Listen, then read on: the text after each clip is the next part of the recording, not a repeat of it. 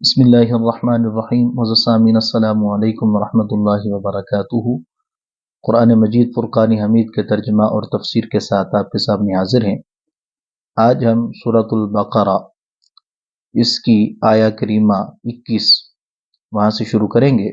آئیے قرآن مجید فرقان حمید کی تلاوت اور ترجمہ اور تفسیر آپ کے سامنے رکھتے ہیں۔ بسم اللہ الرحمن الرحیم۔ یا ایہا الناس اعبدوا ربکم الذی خلقکم والذین من قبلکم لعلکم تتقون۔ اس کا ترجمہ یوں ہے، اے لوگو اپنے رب کو پوجو، یعنی اپنے رب کی عبادت کرو جس نے تمہیں اور تم سے اگلوں کو پیدا کیا، یہ امید کرتے ہوئے کہ تمہیں پرہیزگاری ملے۔ اب اس آیہ کریمہ کی تفسیر آپ کے سامنے رکھتے ہیں۔ تو رب تعالیٰ نے ارشاد فرمایا، یا ایہا الناس، اے لوگو۔ اب یہ جو رب تعالیٰ کا خطاب ہے یہ تمام لوگوں کو شامل ہے جو خطاب کی اہلیت رکھتے ہیں۔ جو نزول قرآن کا وقت موجود تھے ان کو بھی یہ خطاب شامل ہے، اور جو قیامت تک آنے والے ہیں ان کو بھی یہ خطاب شامل ہے۔ بعد میں آنے والوں کو رب تعالیٰ نے موجود لوگوں کے قائم مقام کر کے یہ خطاب فرما دیا ہے۔ اس کی وجہ یہ ہے کہ آقا کریم علیہ الصلاۃ والسلام چونکہ آپ کا دین مبارک وہ تواتر کے ساتھ ثابت ہے اور دین کے احکام اور خطابات قیامت تک کے لوگوں کو شامل ہیں، تو اس وجہ سے یہ خطاب جو ہے، یا ایھا الناس، اے لوگو، یہ بھی قیامت تک آنے والے تمام لوگوں کو یہ خطاب شامل ہے۔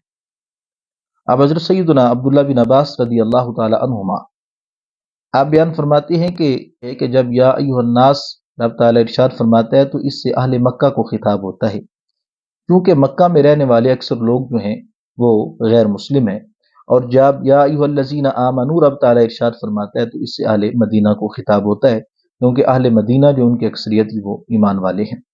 اس کے بعد رب تعالیٰ نے ارشاد فرمایا کہ تم اپنے رب کی عبادت کرو۔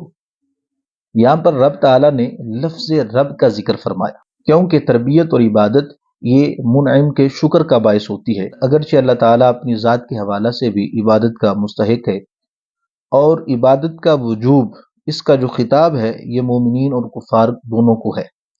کفار کو حکم ہے کہ پہلے ایمان لائیں اور پھر اس کے بعد جو ہے وہ عبادت کریں، اور جو مسلمان ہیں ان کو اس خطاب کا حکم یہ ہے کہ وہ اپنی عبادت کے اوپر ثابت قدم رہیں، جو انہوں نے ایمان قبول کیا ہے توحید اور رسالت اور آقا کریم علیہ الصلاۃ والسلام کی شریعت پر جو عمل کرتے ہیں اس پر ثابت قدم رہیں۔ اور اس آیہ کریمہ میں رب تعالیٰ نے عبادت کی علت جو ہے وہ سابقہ نعمتوں کو بنایا ہے، جو اس بات کی کھلی دلیل ہے کہ عبادت پر ثواب اللہ تعالیٰ کا فضل ہے اور اس کا احسان ہے، ورنہ عبادت کی وجہ سے استحقاق ثابت نہیں ہوتا۔ جیسے اگر کسی مزدور کو مزدوری اس کے کام کرنے سے پہلے دے دی جائے تو بعد میں اس کام مکمل کرنے کے بعد پھر وہ مزدوری کا مستحق نہیں رہتا، اسی طرح رب تعالیٰ نے یہاں پر جو عبادت کی علت سابقہ نعمتوں کو بنایا ہے اس سے معلوم ہوتا ہے کہ عبادت پر جو ثواب رب تعالیٰ عطا فرماتا ہے خاص اپنے فضل سے ہی عطا فرماتا ہے۔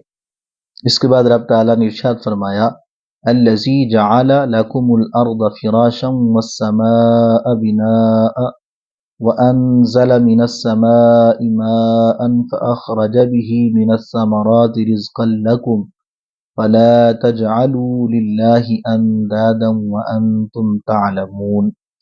اس کا ترجمہ یہ ہے، وہ جس نے بنایا تمہارے لیے زمین کو بچھونا اور آسمان کو عمارت، اور اتارا آسمان سے پانی پھر نکالے اس سے کچھ پھل تمہارے کھانے کے لیے، بس نہ ٹھہراؤ اللہ کے مد مقابل اور تم جانتے ہو۔ اب یہاں پر رب تعالیٰ نے ارشاد فرمایا، الذی جعل لکم الارض فراشا والسماء، جس کا مفہوم یوں ہے کہ زمین کو تمہارے لیے رب تعالیٰ نے نرم بچھونا بنایا جس پر متمکن ہونا تمہارے لیے ممکن ہے، اور آسمان کو تمہارے لیے رب تعالیٰ نے مضبوط چھت بنایا۔ اور یہاں پر رب تعالیٰ نے ایک خاص کرم کیا کہ رب تعالیٰ نے بارش کو برسایا، پھر اس بارش کو برسانے کے بعد زمین سے ہمارے لیے سبزہ اگایا۔ یہ رب تعالیٰ کا بہت ہی بڑا ہم پر فضل ہے۔ یہ سب چیزیں رب تعالیٰ بیان فرمانے کے بعد ارشاد فرماتا ہے کہ علم ہونے کے باوجود تم رب تعالیٰ کے ساتھ کسی کو شریک نہ ٹھہراؤ، اللہ تعالیٰ کا مد مقابل نہ بناؤ، کیونکہ اللہ تعالیٰ ہر مثل اور ہر ضد سے پاک ہے۔ یہ رب تعالیٰ ہم سے تقاضا فرما رہا ہے، ہم کو حکم دے رہا ہے کہ ہر چیز رب نے عطا فرمائی ہے۔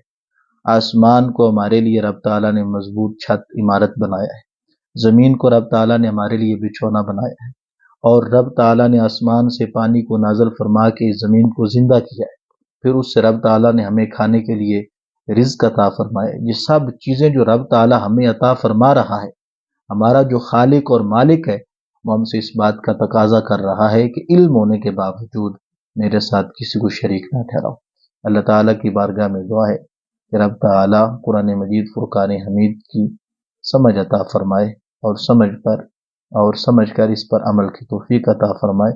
وما توفیقی الا باللہ۔